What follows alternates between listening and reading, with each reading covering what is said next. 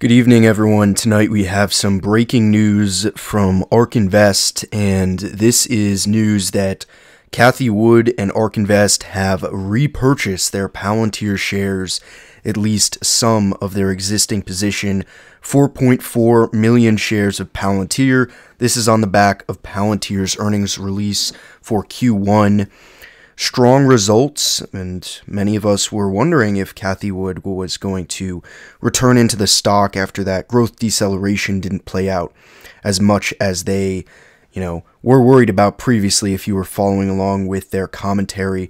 If you recall, at one point, ARK Invest held nearly $1 billion of Palantir, but sold it out completely on concerns of growth deceleration, but did say, if you listen closely in the work I had done following them, that they would be happy to repurchase those shares if the financials improved. Financials have certainly improved. I'll show you something else in just a moment, but the consensus was that ARK Invest would never buy back Palantir.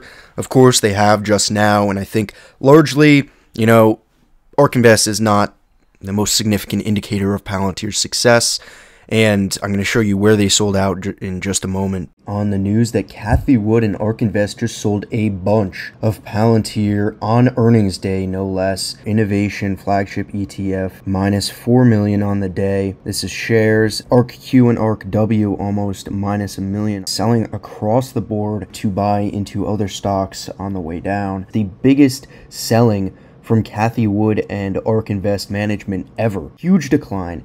And if you look historically on what they've done around earnings, that would be big buys here, big buys here, big buys here, still buying there today on Palantir's earnings release with Alex Karp leading the call. I thought that was as good as it gets from an earnings call perspective, from 30 million shares all the way down to 25 million, selling off an entire 5 million shares. This is the biggest percentage sale ever. The last time Palantir was in the $12 level, Cathie Wood didn't even have 1 million shares. But I think it's definitely an indication of a bull market, at least for Palantir, with respect to retail investors' confidence coming back into the stock.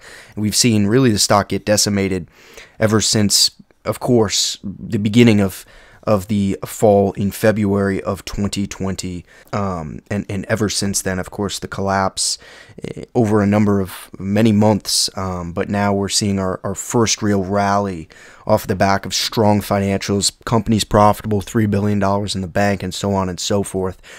So personally, I'm calling for a bull market from here on out for Palantir for the foreseeable future, barring any major uncertainties at this point. And I think this is an indication of confidence from an investment fund coming back. Of course, this is more of a risk manager and definitely more expressive of retail, and certainly not one that you would always want to follow. But personally, I think they do good work with their research. It's not always correct in their investments, as we've seen, and I'll show you right now where they sold out. So second to last slide here, spending on global AI software and hardware could be more than triple the consensus expectation by 2030. So purple here is the consensus IT spend, and green is the ARK consensus IT plus AI hardware software spend, which you'll see is, what is that? That's 5 times higher of a compound annual growth rate. Just huge. And lastly here, artificial intelligence could scale from almost 2.5 trillion to 87 trillion in enterprise value by 2030. AI software companies could produce 14 trillion in annual revenue collectively. The resulting 4 trillion in free cash flow could create over 80 trillion in enterprise value, up from 2.3 trillion in 2021, generating returns of 48% at a compound annual growth rate during the next 9 years. 48%, that would be huge. AI hardware companies could produce okay, we don't need to get into the hardware, but that's interesting if you want to see that as well.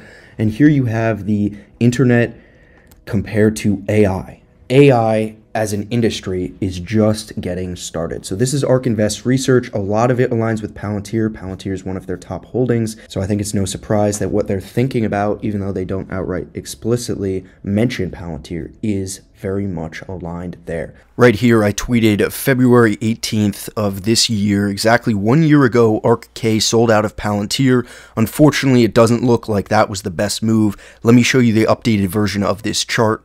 Here we are over the past year. We see Palantir stocks up 48% and ARKK is only up 5%. And we're finally, if you think about it, starting to see some of that separation that I've really been waiting for. Palantir breaking out from being an unprofitable name. I mentioned this yesterday, and I think they really should start to differentiate themselves from that unprofitable basket of high-growth tech stocks, and I think hopefully they'll benefit with some more upside and downside capture with respect to that certain scenario. But seems like it was a bad trade for ARK Invest, at least, to be selling Palantir. Of course, we've seen the gains since then, as well as, buying back now. It remains to be seen if it's going to work out for them. They have 4.4 million shares at this point. I do expect them to continue to build out their position. That's about $44 million worth of shares at about $10 average price. And what's interesting is ARK Invest has a hurdle rate of return of 15%. And so they have a 5-year forecast, which means that for 5 years they expect at least 15% with the average share price of $10. That means they have a price target for Palantir of $20 per share by 5 years from now. So to stay double digits and go well beyond this point, that would be a minimum, but of course they wouldn't be buying Palantir if they thought it was only going to do 15%. They would probably be thinking $25 or even, $35, $40 if they were buying back in. So certainly an expression of confidence. But of course, it doesn't necessarily mean anything in the grand scheme of things. Personally, I think it's more indicative of investment interest in Palantir. I think the worst is behind us.